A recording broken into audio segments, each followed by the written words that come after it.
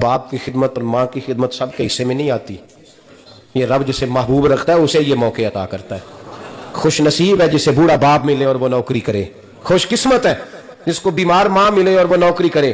نبی پاک صلی اللہ تعالی علیہ وآلہ وسلم نے ماں باپ کے لیے فرمایا ہما جنتک و نارک، یہی تیری جنت ہے اور یہی تیرے لیے جہنم ہے. اگر یہ راضی ہو گئے تو تیرے لیے جنت ہے، ناراض ہو گئے تو چاہے تو 100 پیر کے مزار پہ حاضری دے آ، لیکن جب تک ابا راضی نہیں اتنی دیر تک اللہ راضی. یہ حدیث پاک ہے، حضور نے فرمایا جس کے والد راضی اس کا اللہ راضی، اور جس کا باپ ناراض اس کا اللہ. ہاں بے شک. اب یہ حدیث ہے نا تو سارے ولی ایک طرف بیٹھ جائیں کہیں یا اللہ بخش دے مرید کو، لیکن اگر ابا کہے یا اللہ نام معاف کرنا تو اللہ ان اولیاء کی نہیں مانتا، والد کی مانتا ہے. اس لیے بلے شاہ آسمانی اڈ دیاں پڑھنا ہے، جیڑا گھر بیٹھا انہوں پڑھیا ہی نہیں. بھائی یاد رکھو ماں باپ سے پیار کرو، ان کی خدمت کرو، ان کے پاس بیٹھا کرو، اور ماں باپ کو ٹائم دیں، وقت دیں، چند گھڑیاں ان کے پاس بیٹھیں. آپ یقین کریں ابا جسے آپ مشورہ کر لیں، صرف مشورہ، مرضی بے شک آپ نہیں کریں، لیکن اس مشورے میں آپ کو اتنا سایہ ملے گا کہ زندگی میں کبھی ناکامی نہیں ہوگی. پر اسی سجن دی مننی ابے دی نہیں مننی. وہ پھٹے پہ جو نلائق ہماری طرح کا بیٹھا ہے اس سے مشورہ لینا ہے، والد سے نہیں لینا. باپ کے پاس بیٹھیں، اس سے مشورہ لیں. میرے ابا جی کسان تھے، میں نے اپنی زندگی میں ڈھیروں چیزیں اپنے باپ سے سیکھی ہیں، درجنوں چیزیں سیکھی ہیں. میرے والد بڑے خوددار تھے، مزاج میں عجیب سی خودداری تھی. کوئی بندہ کبھی حال پوچھ لیتا تھا نا کہ حالات کس طرح کے ہیں تو فرماتے تھے بھائی اگر بتانا ہوا تو اپنے اللہ کو بتاؤں گا. الحمدللہ بڑا فضل ہے. میں نے ان کے ہاتھوں پہ ہمیشہ چھالے دیکھے، ہمیشہ چھالے، لیکن ان کا ہاتھ کبھی کسی دنیا دار کے سامنے پھیلتا ہوا نہیں دیکھا. لوگ مجھے کہتے ہیں آپ کس پیر صاحب کے صاحبزادے ہیں؟ تو میں کہتا ہوں میں اس پیر کا صاحبزادہ ہوں جس نے محنت کر کے حلال کی کمائی کھائی ساری زندگی. یہ لوگ پیر نہیں ہوتے، یہ مرشد نہیں ہوتے، اور میں نے درجنوں چیزیں سیکھی ان سے. تو سیکھنے تو بیٹھ، تجھے ہزاروں چیزیں ملیں گی. بھائی اپنی زندگی میں ماں باپ کی طرف دیکھو، سب سے ضروری کام ہے انہیں وقت دو. میں کبھی جلسے سے دیر سے آتا تھا نا، اب تو جاتا نہیں زیادہ جگہوں پہ. کوشش کرتا ہوں کہ چلو ماحول کے مطابق، تھوڑا خشک آدمی ہوں تو ہر جگہ سیٹ نہیں ہو پاتا، اس لیے کم جاتا ہوں. تو کبھی رات کو آتے تھے نا دیر سے، میری اماں جی شوگر کی مریض تھیں، تو میں چھوٹے بھائی کو فون کرتا تھا کہ اماں جی سو گئے کہ نہ سو گئے. میں کہتا تھا کہ تو نہ اس طرح کر، نیچے آ جا، 2 بج گئے، وہ شوگر کی مریض ہے، آنکھ کھل جائے نا تو دوبارہ لگتی نہیں بزرگوں کی، تو دروازہ کھول دے، اندر دستک دی تو دقت ہوگی. تو میں جوتے اتار کے اندر داخل ہوتا تھا تو پہلا قدم رکھتا تھا تو میری اماں بول پڑتی تھی پتر آ گئے آ گئے. او بھائی تو اس درد کو سمجھنا، کوئی تجھے ملے گا، کوئی ملے گا تجھے ایسا. اب میں دور دراز بھی چلا جاتا ہوں، ان کی زندگی میں نہیں جا پایا، کہتے ہم نے نہیں جانا، گھر میں رہنا ہے. اس کیف کو سمجھ لے، اس دولت کے قریب ہو جا. حضرت ابو ہریرہ رضی اللہ تعالیٰ عنہ فرماتے ہیں میری اماں بوڑھی تھیں، میں ان کی خدمت کرتا تھا. باپ کی خدمت اور ماں کی خدمت سب کے حصے میں نہیں آتی. یہ رب جسے محبوب رکھتا ہے اسے یہ موقع عطا کرتا ہے.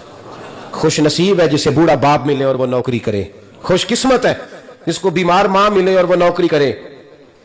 حضرت ابو ہریرہ فرماتے ہیں میری اماں بوڑھی تھیں تو ان کا معدہ کمزور ہو گیا تھا، تو میں اٹھا کے پخانہ پیشاب کرتا تھا تو کئی دفعہ میرے اوپر کر دیتی تھی. یہ حضرت ابن جوزی علیہ الرحمہ نے اس کو لکھا ہے. فرماتے ہیں میرے دل میں خیال آتا تھا کہ میں بڑا خدمت گزار ہوں اپنی ماں کا. ایک دن میں حضرت عمر کے پاس بیٹھا تھا ان کے دور خلافت میں، تو ایک شخص آ گیا. اس شخص نے آ کر کے کہا کہ حضرت عمر سے حضور ایک مسئلہ پوچھنا ہے. فرمایا پوچھو. وہ کہنے لگا حضور میری اماں بوڑھی ہو گئی ہے، بیمار رہتی ہے، مریضہ ہے، مجھے آواز دیتی ہے بیٹے پیشاب آیا ہے، آواز دیتی ہے تو میں اماں کو اٹھاتا ہوں. ابھی میں بیت الخلاء تک، واش روم تک جاتا نہیں کہ میری اماں میرے اوپر پیشاب کر دیتی. حضرت عمر سے کہنے لگا حضور بچپن میں اماں پہ پیشاب کرتا تھا، اب اماں میرے اوپر کر دیتی ہے تو حق ادا ہو گیا نا. حضرت ابو ہریرہ کہتے ہیں جب اس نے سوال پوچھا تو میرے بھی کان کھڑے ہو گئے. میں نے کہا یہ تو میرے والا مسئلہ پوچھ رہا ہے، میرے والا مسئلہ پوچھ رہا ہے. میرے پاس ایک دوست جمعہ پڑھنے آتے ہیں بڑی دور سے، مجھے کہنے لگے حضرت صاحب جدوں بھی میں آؤں نا تسی میری ہوئی گل چھیڑ دیندے ہو، وہ جو بات ہوتی ہے نا بالکل میری ہوتی ہے. میں نے کہا نہیں یار جو میں کر رہا ہوتا ہوں وہ میری بھی ہوتی ہے، وہ سارے معاشرے کی ہوتی ہے. ہمیں لگتا ہے کہ میری ہو رہی ہے، حالانکہ وہ بات ہماری سب کی مشترکہ ہوتی ہے. سن لیں اور یاد رکھ لیں. حضرت ابو ہریرہ فرماتے ہیں میرے کان کھڑے ہو گئے. میں نے کہا اس نے تو میری بات پوچھنی شروع کر دی.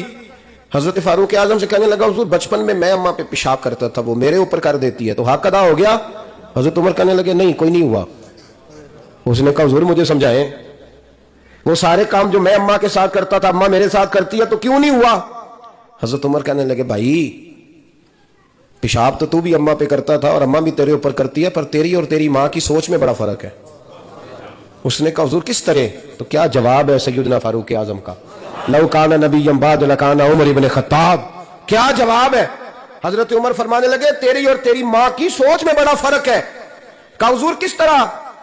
فرمایا جب تیری اماں تیرے اوپر پیشاب کرتی ہے نا تو دعا کرتا ہے کہ یا اللہ بوڑھی ہو گئی ہے اس سے پردہ دے دے، اور جب تو اپنی اماں پہ پیشاب کرتا تھا تو وہ دعا کرتی تھی یا اللہ میرے لال کو لمبی زندگی عطا فرما۔ فرمایا یہ تیرا اور اس کا فرق ہے، تو پردے کی دعائیں۔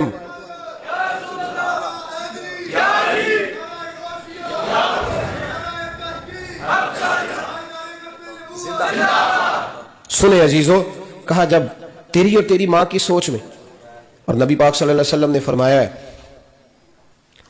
جتنے بھی گناہ انسان کرتا ہے نا اللہ کریم سزا کو روک دیتا ہے، قیامت میں سزا دے گا، اور جو ماں باپ کا نافرمان ہے نا اس کو دنیا میں بھی سزا ملے گی۔ جو ماں باپ کا نافرمان ہے اسے دنیا میں بھی، آپ یقین کریں بچے تھوڑا سا پڑ جاتے ہیں بیچارے تو ماں باپ سے کہتے ہیں ابا جی تسی پرانے دور دے ہو، تانوں کی پتا ہوئے، اور تجھے پتہ ہی نہیں بھائی، تجھے خبر ہی نہیں، یہ پرانے دور کے نہیں، تو بیوقوفوں کے دور کا ہے، تو سمجھ یہ کوئی تعلیم ہے؟ اکبر الہآبادی نے کہا تھا ہم ایسی لاکھوں کتابیں قابل ضبطی سمجھتے ہیں، ضبط کرنے کو دل کرتا ہے، ہم ایسی لاکھوں کتابیں قابل ضبطی سمجھتے ہیں جن کو پڑھ کے بیٹے باپ کو خبتی سمجھتے ہیں۔ بات کرنے والی ماں اور باپ اتنا بڑا درجہ ہے، اور بھائی سن لو اور اس بات کو یاد رکھنا، دنیا میں سیابی ہونے سے بڑی ولایت کوئی نہیں۔ سارے ولی غوث کتب ابدال مل کے بھی سیابی کے قدموں کی خاک تک کو نہیں پہنچ سکتے، لیکن حضرت اویس کرنی سیابی نہیں بن سکے صرف اپنی اماں کی وجہ سے، پیچھے رہے۔ محبوب نے فرمایا تو وہاں رہ کے ماں کی نوکری کر، تیرا نبی تجھ سے راضی ہے۔ اتنا بڑا کام انہوں نے چھوڑ دیا، حضور کی ظاہری زیارت نہیں کر پائے، اور تو کہتا ہے میں فلانے پیر صاحب کے آستانے پہ ہوتا ہوں، اماں بڑے بھائی کے پاس ہوتی ہے، میں جاتا ہوں تنظیموں کے ساتھ جماعتوں کے ساتھ اور اماں فلانے کے ساتھ۔ یہ کیسی بات ہوئی؟ یہ کس طرح کا مسئلہ ہوا؟ جو تیری ڈیوٹی ہے اس ڈیوٹی کو پہلے ادا کر، نوکری کو پہلے کر، فرائض کا ادائیگی پہلے کر۔ تو فرض چھوڑ کے نفل کے پیچھے جا رہا ہے، اس کام کو پہلے سر انجام دے۔